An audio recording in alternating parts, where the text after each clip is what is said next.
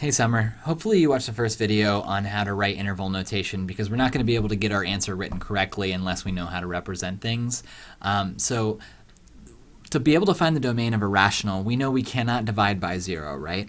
So what we know is we know that that thing cannot equal 0. So what we're going to do is we need to find those x values that make that 0. So what we're going to do is we're going to set the denominator x squared minus 8x minus 9 equals 0. And we want to solve this to find those values that make that denominator 0. Now, this is a pre-algebra topic, or a dev topic, but we're going to assume you know how to factor a quadratic equation in this class. If you do not know how to factor, please email me and let me know, and I'll send you some videos on how to factor.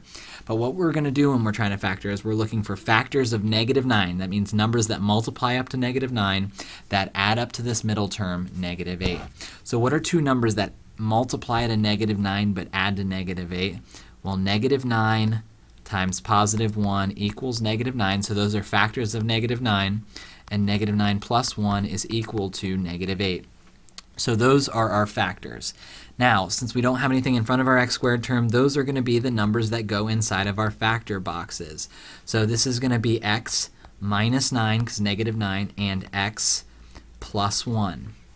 Now, I'm not done solving this yet because I need to find those values. We factored, so then we can now set each of these factors equal to 0. So x minus 9 equals 0, and x plus 1 equals 0. Over here, we're going to add 9 to both sides. And the first number that's going to make that denominator 0 is going to be a positive 9. Over here, we minus 1 both sides, and we're going to x is equal to -1. So we know that the two numbers we need to leave out of our domain is going to be 9 and -1. So in words, the domain is going to be all real numbers except 9 and -1. Now that's not how we're going to write this answer because it wants it in interval notation. So I always use a number line to help me represent interval notation. I'm going to put -1 over here, 9's over here, and we know x can be anything else. So it can be all of these. I'm going to put a circle here to leave out -1.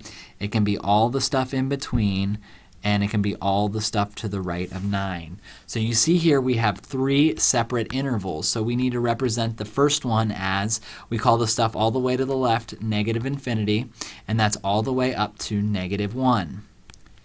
Now we need another piece, so I'm going to put a union to connect them, and then this piece starts at -1 and it goes over here to +9.